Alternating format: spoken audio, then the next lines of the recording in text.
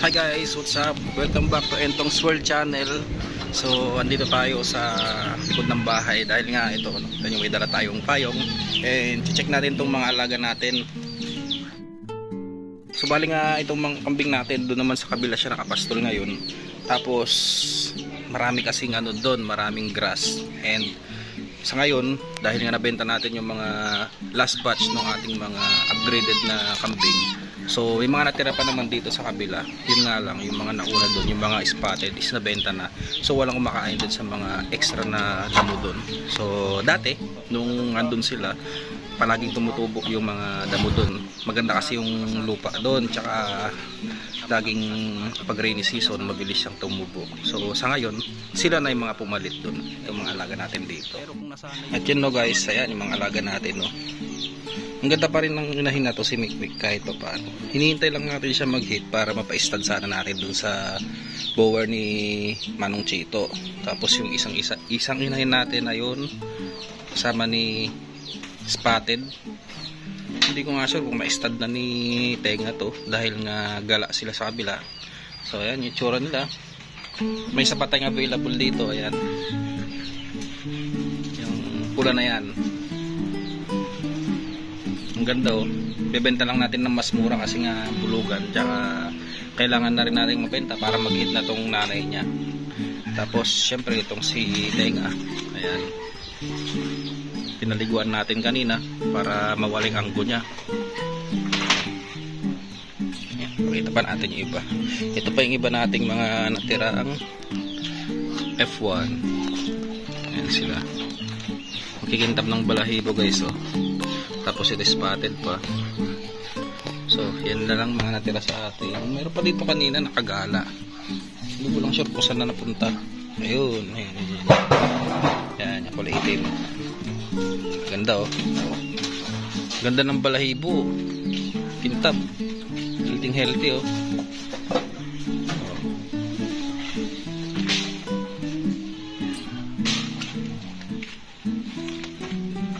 Laki. Magtatay kasi yan eh. Ito pa yung mga available natin na pakistan natin yan. So meron tayo isa rito. Yung binibenta ay bulugan. Kasi ito yung nanay niya. Lalabas natin.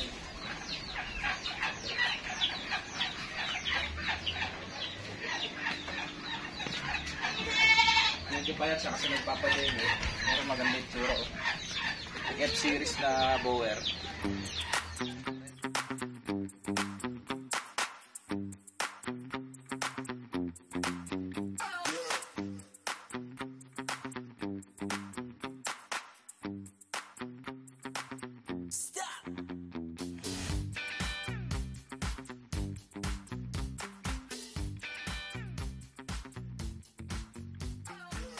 So yun no, bali meron naman silang napier grass doon, tsaka tingin natin ulan mamayang gabi, kaya pin-repair na lang din natin. Tapos yung mga upgraded naman doon sa kabila na ating mga kambing ay busog naman na doon sa pastulan. So dito naman tayo sa area ng ating mga alagang Thai Chabu.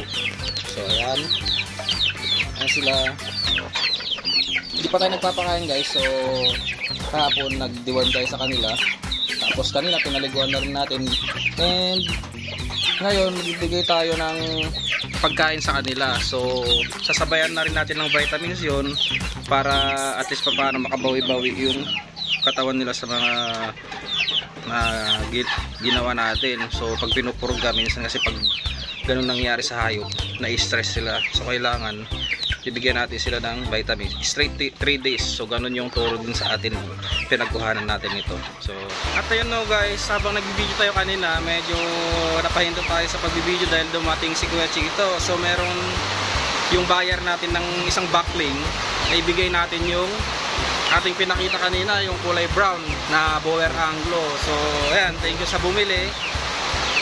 Siyempre tagulan na naman, medyo mahirap mag-alaga, tsaka bulog yun, hindi na rin natin magiging kailangan in the future. So pag may mga ganon kayo, kailangan ibenta nyo agad, dispose nyo para kumita rin kayo. Kahit papano, bawi nyo yung puhunan, bawi nyo rin yung pagod.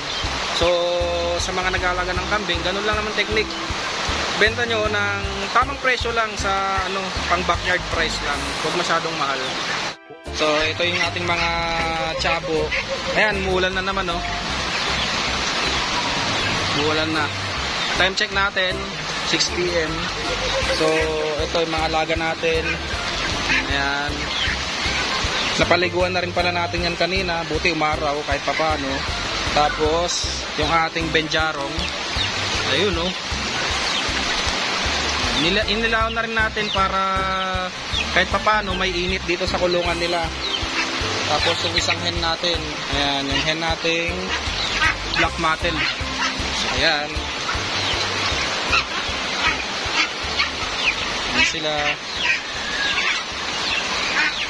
Kapag may mga alaga tayong manok, kailangan may ilaw din talaga, lalong-lalo pag sisiw. Dahil malamig ang panahon ngayon. Tapos yung tubigan nila, naglagay rin tayo ng vitamins dyan. So ayan, oh. Ayan, ang kulay niya. Kulay pula, may vitamins to para malakas ang immune system nila.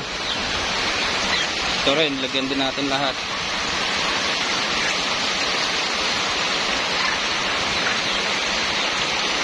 Yung benjarong natin, medyo hindi pa sanay ata dito sa binibigay nating feeds, pero sanayin natin.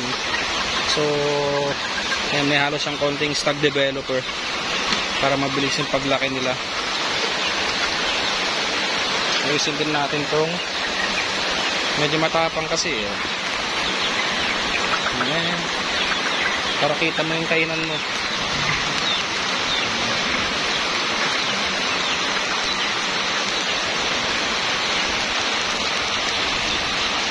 Ginaw sila. Ginaw.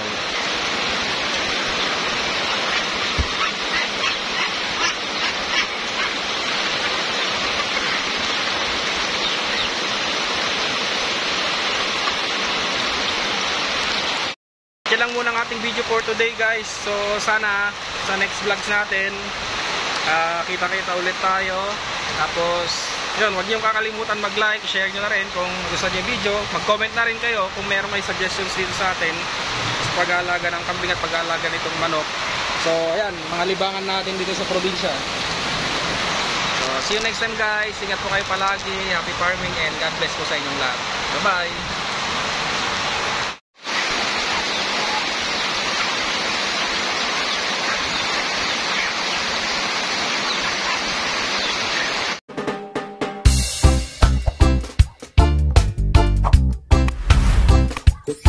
Thank you.